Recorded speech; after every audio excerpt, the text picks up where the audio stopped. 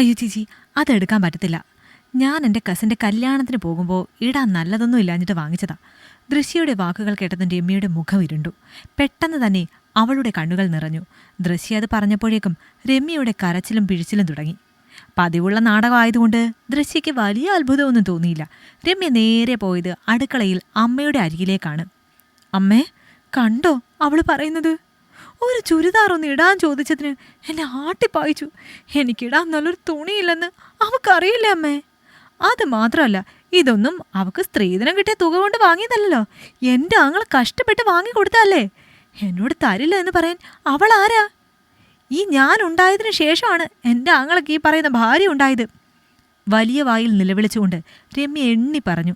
അവൾ അമ്മയുടെ തോളിൽ ചാഞ്ഞു. നീ സങ്കടപ്പെടണ്ട മോളെ. ജിതേഷ് വരട്ടെ, ഞാൻ അവനോട് ചോദിക്കുന്നുണ്ട്. ഈ വീട്ടിൽ കയറി വന്നവക്കാണോ സ്വന്തം പെങ്ങൾക്കാണോ അവകാശം എന്ന്, അല്ലേ? ഇങ്ങോട്ട് കയറി വന്നവൾക്ക് ഇത്ര അഹങ്കാരം പാടുണ്ടോ? അമ്മ രമ്യയെ ആശ്വസിപ്പിച്ചു. അമ്മയുടെ വാക്ക് കേട്ടപ്പോൾ രമ്യയ്ക്ക് ചെറിയ ആശ്വാസം തോന്നി. ദൃശ്യ മുറിയിലിരുന്ന് മടുപ്പോടെ ഇതെല്ലാം കേട്ടു. കാര്യം ഭർത്താവിൻ്റെ പെങ്ങളൊക്കെ തന്നെയാണ്. പക്ഷേ അവൾ ഇങ്ങോട്ട് വന്നാൽ ഇവിടെ അനാവശ്യമായ ഓരോ പ്രശ്നങ്ങൾ ഉണ്ടാക്കും. അല്ല, അവൾ ഉണ്ടാക്കും.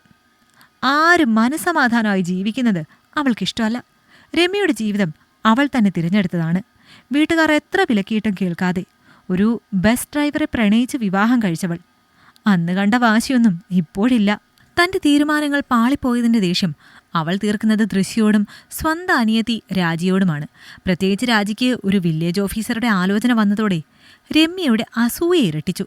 തനിക്ക് കിട്ടാത്ത ആഡംബരങ്ങൾ അനിയത്തിക്ക് കിട്ടുന്നത് അവൾക്ക് സഹിക്കാൻ കഴിഞ്ഞില്ല. പെട്ടെന്നാണ് മുറ്റത്ത് ബൈക്കിൻ്റെ ശബ്ദം കേട്ടത്. ജിതേഷ് എത്തിയിരുന്നു.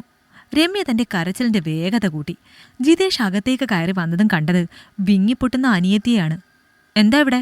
വീണ്ടും തുടങ്ങിയ രണ്ടുപേരും? ജിതേഷ് മടുപ്പോടെ ചോദിച്ചു. ജിതേഷേ, നീ നിന്റെ ഭാര്യയോടൊന്ന് ചോദിക്ക്. പാവം എൻ്റെ മോൾ ഒരു ചുരിദാർ ഒന്നിടാൻ ചോദിച്ചതിന് അവൾ എന്ത് കണ്ണിച്ചോരയില്ലാതെയാണ് മറുപടി പറഞ്ഞത്. ഈ പാവത്തിന് ഇല്ലാത്തത് കൊണ്ടല്ലേ ചോദിച്ചത്. നിനക്കിതൊന്നും കാണുമ്പോൾ ഒരു വിഷമവും തോന്നുന്നില്ലേ? അമ്മ വിചാരണ തുടങ്ങി. ദൃശ്യ പതുക്കെ അങ്ങോട്ട് വന്നു. ജിതേഷേട്ടാ, ഇത് വെറും ഒരു ഉടുപ്പിൻ്റെ പ്രശ്നമല്ല. കഴിഞ്ഞ മാസം ഞാനെടുത്ത സാരി രമ്യ കൊണ്ടുപോയിട്ട് തിരിച്ചെത്തിയത് എങ്ങനെയാണെന്ന് ഏട്ടൻ കണ്ടതല്ലേ.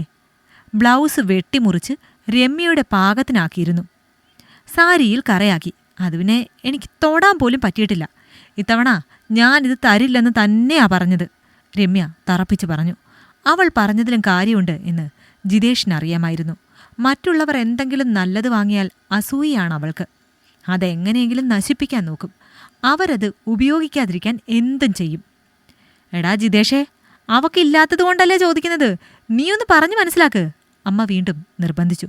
പക്ഷെ ഇത്തവണ ജിതേഷ് ഉറച്ച സ്വരത്തിൽ പറഞ്ഞു.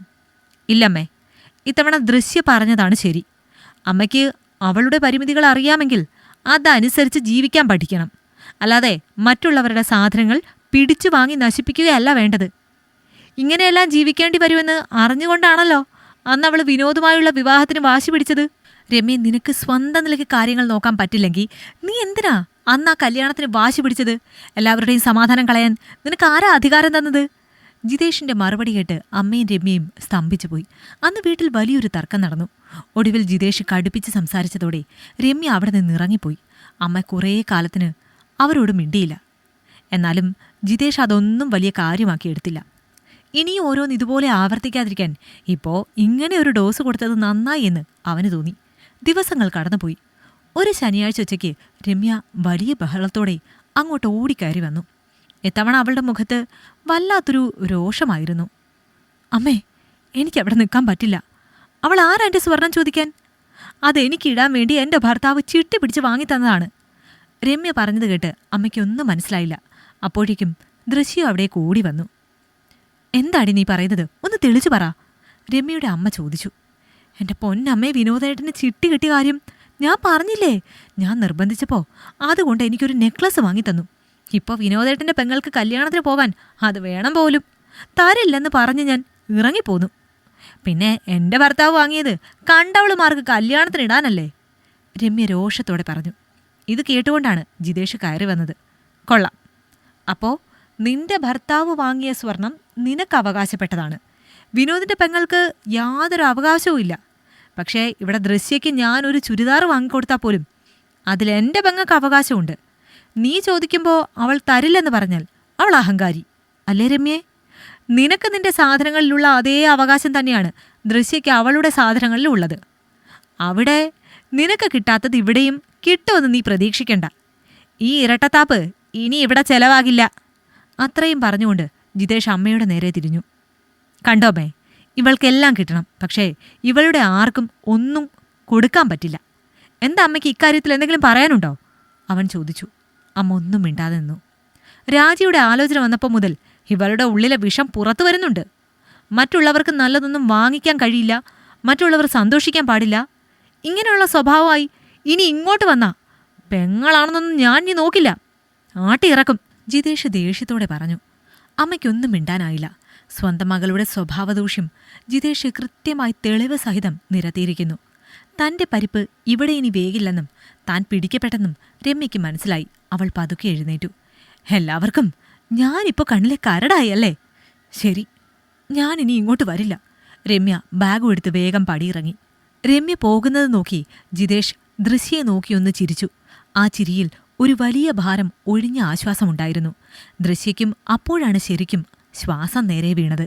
ഈ കഥ നിങ്ങൾക്കിഷ്ടമായെങ്കിൽ ലൈക്ക് ചെയ്യൂ. നിങ്ങളുടെ അഭിപ്രായങ്ങൾ കമൻ്റായി രേഖപ്പെടുത്തൂ. കൂടുതൽ കഥകൾ കേൾക്കാൻ ഈ ചാനൽ സബ്സ്ക്രൈബ് ചെയ്യൂ.